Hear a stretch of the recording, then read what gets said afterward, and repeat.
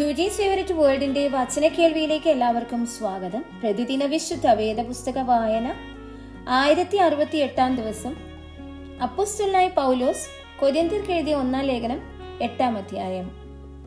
വിഗ്രഹാർപ്പിതങ്ങളുടെ കാര്യം പറഞ്ഞാലോ നമുക്കെല്ലാവർക്കും അറിവുണ്ട് എന്ന് നമുക്കറിയാം. അറിവ് ചീർപ്പിക്കുന്നു, സ്നേഹമോ ആത്മീക വർധന വരുത്തുന്നു. താൻ വല്ലതും അറിയുന്നു എന്ന് ഒരുത്തന് തോന്നുന്നുവെങ്കിൽ അറിയേണ്ടതുപോലെ അവൻ ഇന്നുവരെ ഒന്നും അറിഞ്ഞിട്ടില്ല. ഒരുത്തൻ ദൈവത്തെ സ്നേഹിക്കുന്നുവെങ്കിലോ അവനെ ദൈവം അറിഞ്ഞിരിക്കുന്നു. വിഗ്രഹാർപ്പിതങ്ങളെ തിന്നുന്നതിനെ കുറിച്ചോ ലോകത്തിൽ വിഗ്രഹം ഏതുമില്ല എന്നും ഏകദൈവമല്ലാതെ ദൈവമില്ല എന്നും നാം അറിയുന്നു. പല ദേവന്മാരും പല കർത്താക്കന്മാരും ഉണ്ട് എന്ന് പറയുന്നുവല്ലോ.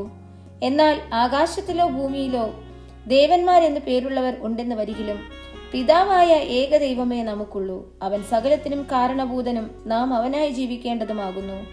യേശുക്രിസ്തു എന്ന ഏക കർത്താവും നമുക്കുണ്ട്. അവൻ മുഖാന്തരം സകലവും, അവൻ മുഖാന്തരം നാമും ആകുന്നു.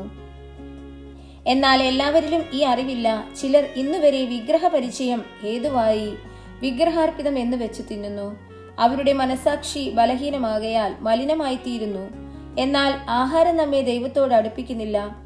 തിന്നാഞ്ഞാൽ നമുക്ക് നഷ്ടമില്ല, തിന്നാൽ ആദായവുമില്ല. എന്നാൽ നിങ്ങളുടെ ഈ സ്വാതന്ത്ര്യം ബലഹീനന്മാർക്ക് യാതൊരു വിധത്തിലും തടങ്ങലായി വരാതിരിക്കാൻ നോക്കുവിൻ. അറിവുള്ളവനായ നീ ക്ഷേത്രത്തിൽ ഭക്ഷണത്തിനിരിക്കുന്നത് ഒരുത്തൻ കണ്ടാൽ ബലഹീനനെങ്കിൽ അവന്റെ മനസാക്ഷി വിഗ്രഹാർപ്പിതങ്ങളെ തിന്നുവാൻ തക്കവണ്ണം ഉറയ്ക്കയില്ലയോ? ആർക്കു വേണ്ടി ക്രിസ്തു മരിച്ചുവോ ആ ബലഹീന സഹോദരൻ ഇങ്ങനെ നിന്റെ അറിവിനാൽ നശിച്ചു പോകുന്നു. ഇങ്ങനെ സഹോദരന്മാരുടെ നേരെ പാപം ചെയ്തു അവരുടെ ബലഹീന മനസാക്ഷിയെ ദണ്ഡിപ്പിക്കുമ്പോൾ നിങ്ങൾ ക്രിസ്തുവിനോട് പാപം ചെയ്യുന്നു. ആകയാൽ ആഹാരം എന്റെ സഹോദരന് ഇടർച്ചയായി തീരുമെങ്കിൽ എന്റെ സഹോദരന് ഇടർച്ച വരുത്താതിരിക്കേണ്ടതിന് ഞാൻ ഒരു നാളും മാംസം തിന്നുകയില്ല.